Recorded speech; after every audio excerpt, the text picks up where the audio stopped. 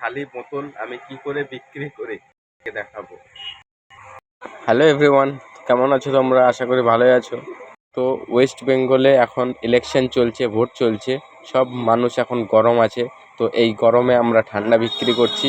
আর এই ঠান্ডা বিক্রি করার পর যে খালি বোতলগুলো, সেই বোতলগুলো আমরা কি করছি, সেই বোতলগুলো বস্তায় ভরে প্যাক করে কলকাতা এক্সপোর্ট করছি। তো তো আমার মতো আরও 10টা দোকান আছে, সব দোকানে মিলে একসাথে আমরা এক্সপোর্ট করি। তো 15 টাকা কেজি পার কেজি পাওয়া যায়।